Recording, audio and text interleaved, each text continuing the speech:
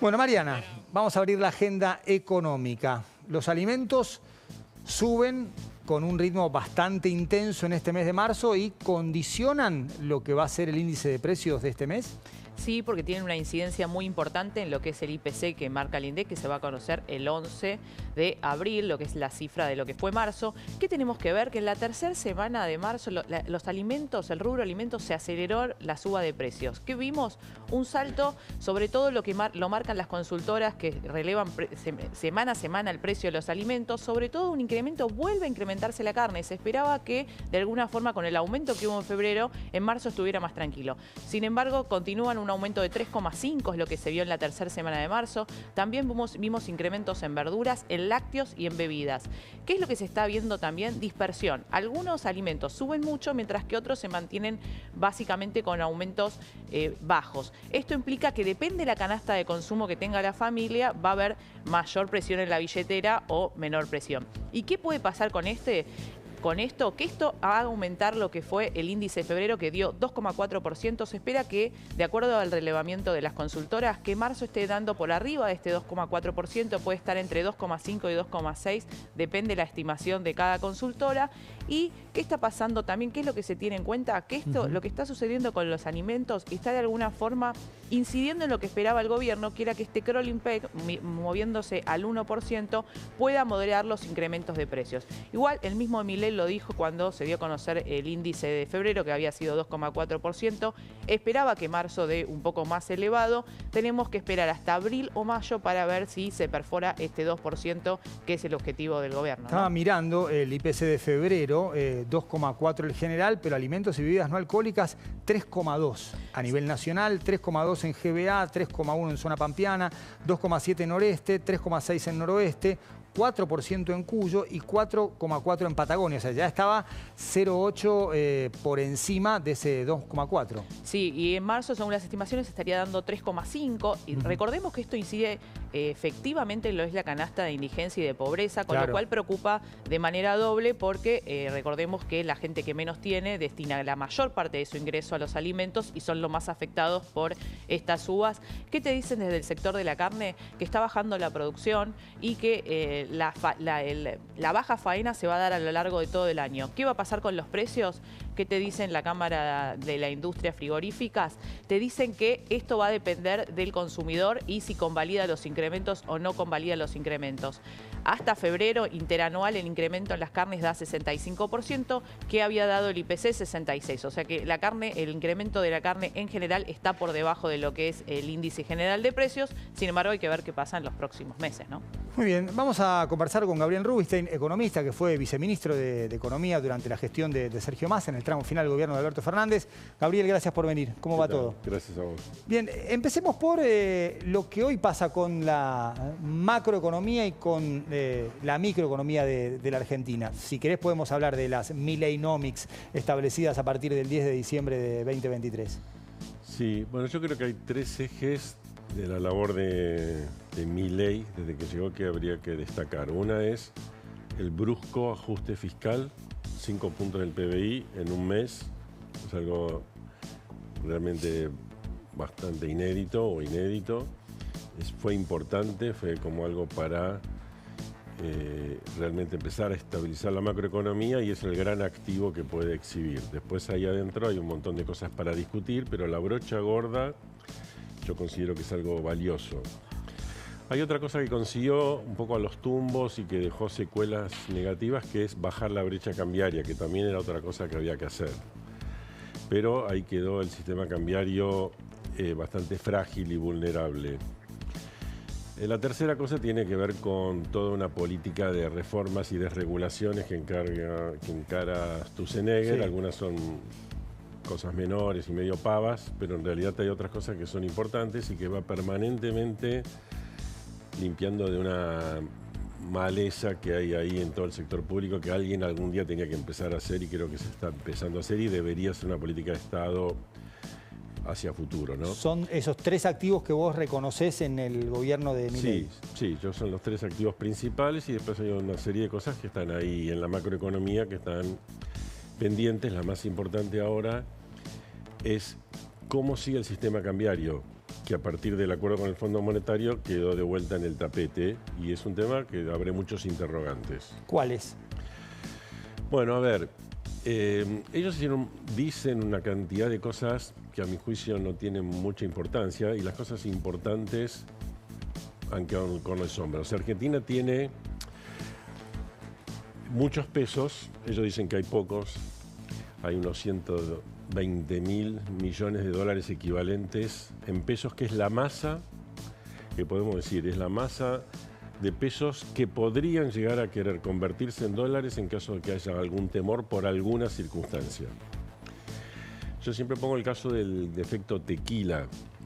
Argentina tenía una situación fiscalmente bastante aceptable, un equilibrio primario. Menem estaba en su apogeo, Cavallo estaba en su apogeo. El Banco Central tuvo 4 años comprando reservas contra pesos que se suponía escasos. Y de un día para otro, el 20% de los tenedores de pesos decidió querer convertirse en dólares por un problema que se desató en México. Y que repercutió en un banco, en otro banco, se armó toda una cosa y de pronto tuvimos el famoso efecto tequila. La convertida estuvo a punto de colapsar, en 2 o 3 meses la cosa fue tremenda y se fueron 20% de los depósitos. También en 2001 hubo algo parecido.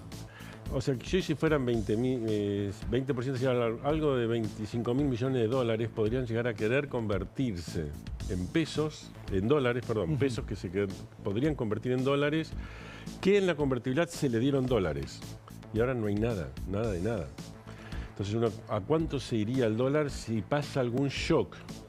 Si pasa algo. En un contexto de dólar barato para la inmensa mayoría de la gente. Y esa es una pregunta que el gobierno no tiene respuesta, porque eso ha empeorado, no ha mejorado desde que ganó Milei. Porque la cantidad de pesos es más grande que antes. Entonces ahí tenemos una gran vulnerabilidad que el gobierno pretendería ahora empezar a mejorar con el acuerdo con el fondo, pero que es chiquito lo que se pueda conseguir en relación a la gravedad del problema.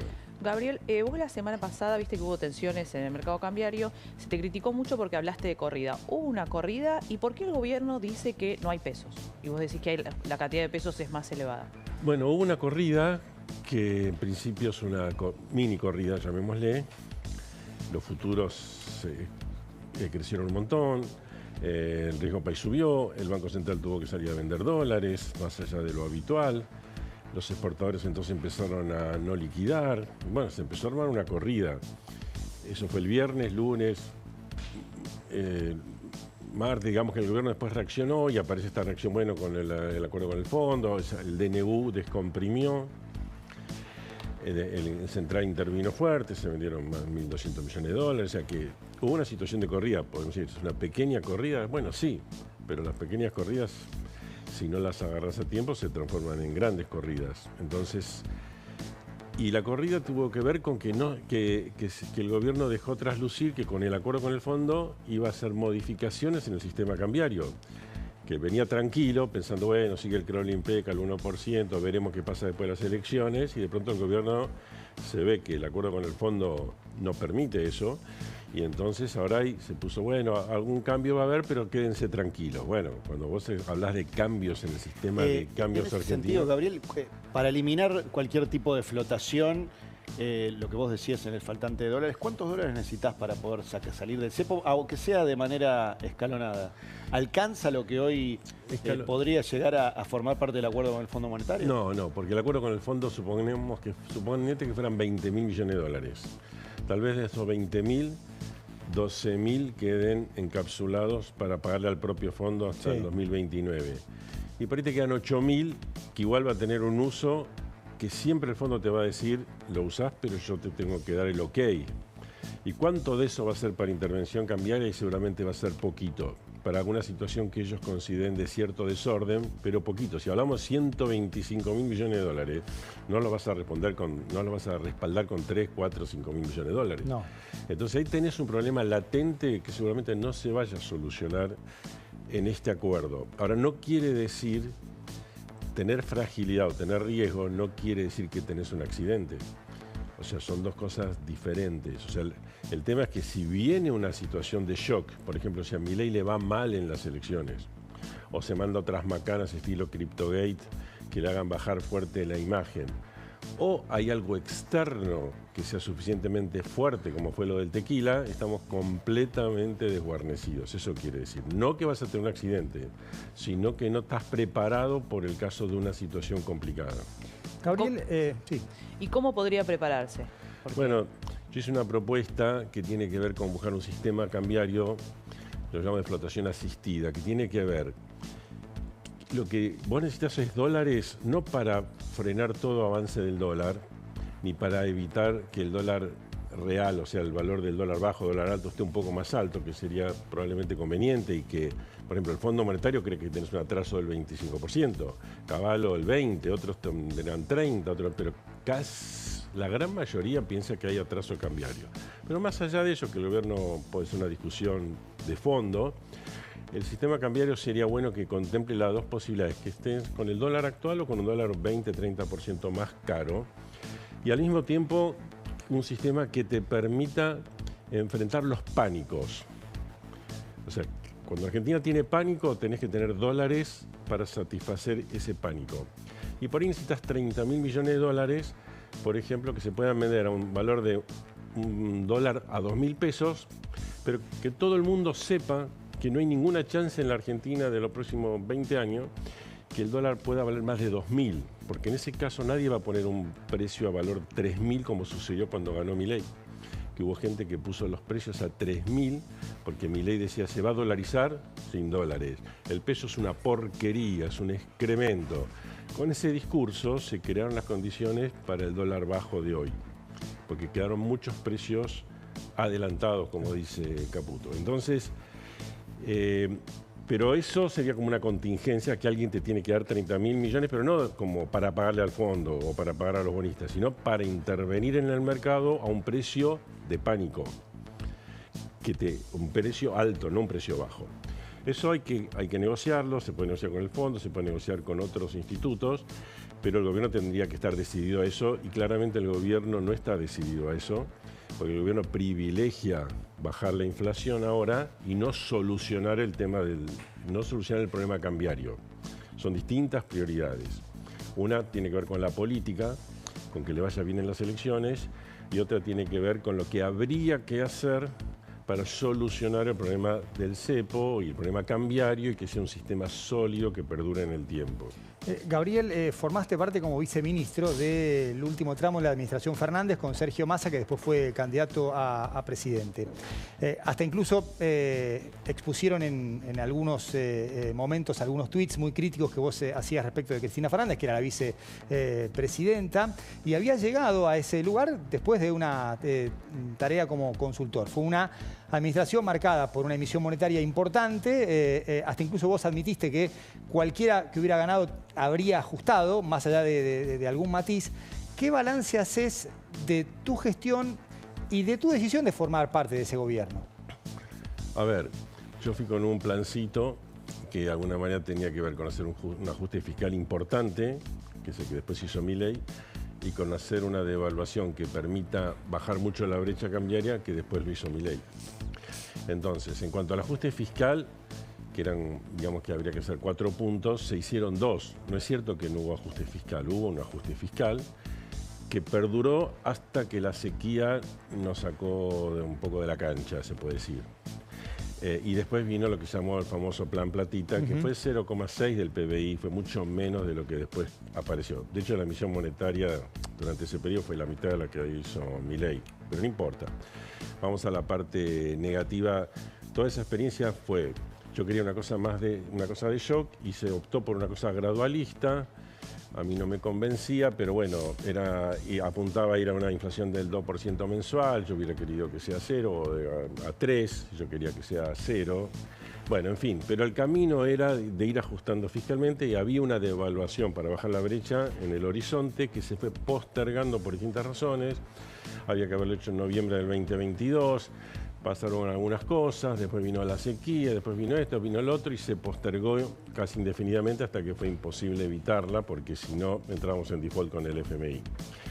Ahora, la gestión fue frustrante porque yo no pude hacer lo que yo quería, lo que yo recomendaba. Yo no tenía la botonera tiene el ministro y, digamos, me pueden criticar por haber aceptado, me pueden criticar por no haberme ido en algún momento. Cuando, por ejemplo, cuando fue la sequía, yo no me iba a ir en el medio de algo porque salga mal. Pues decir, mira, porque no era culpa de Massa ni era que venga una sequía de 20.000 millones de dólares para Argentina, que para Argentina es un montón.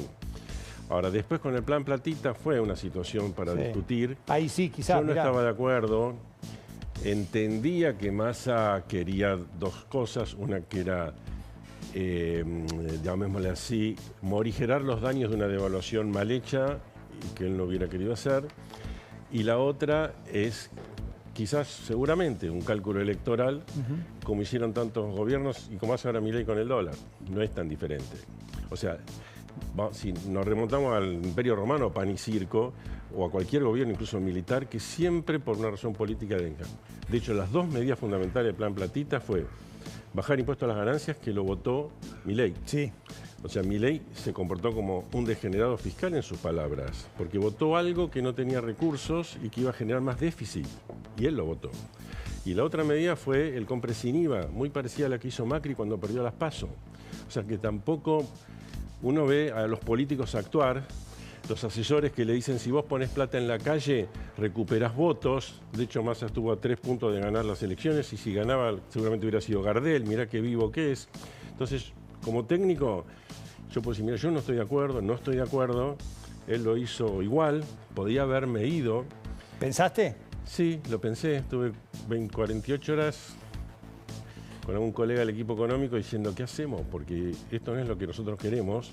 Pero también sentí que si en ese momento me iba a echar más leña al fuego en un momento delicado, que las cosas se estaban yendo de control, y decidí quedarme. Me pueden criticar, pero bueno, yo decidí quedarme para hacerle frente a una situación adversa, a pesar de que no estaba de acuerdo con lo que estaba haciendo el ministro. ¿Y el plan con una pequeña salvedad. Sí.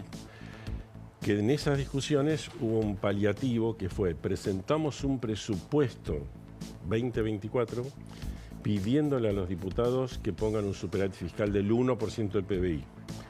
Y decíamos un poco por dónde podían venir las medidas para llegar al superávit fiscal.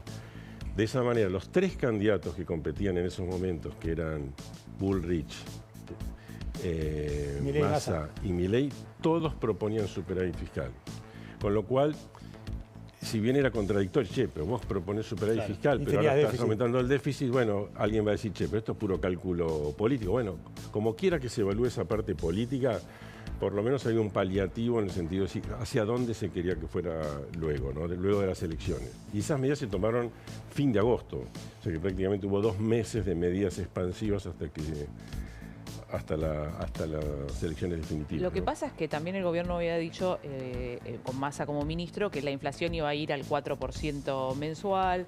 En los presupuestos también se ponían cifras que después no se cumplían, como que se perdió cierta credibilidad también. Seguro, ¿no? pero digamos, la inflación fue bajando del 8, cuando asumimos 8 mensual, a 4, y la idea era que siga bajando, 4, pero después se disparó. Y se disparó. Ahora, cuando se disparó, hay elementos que no fueron, que en ese momento no se cumplían las metas fiscales o se tiró todo por la borda. Pasaron cosas.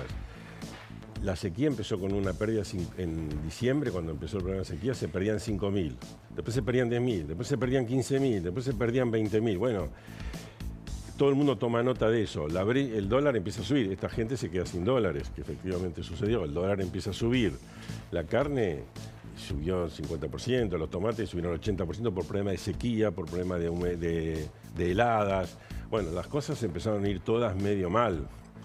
La parte fiscal, nosotros cumplimos con los acuerdos con el fondo, a pesar de la sequía hasta que ya en junio hubo algún desvío, y en septiembre es el desvío mayor después de las PASO.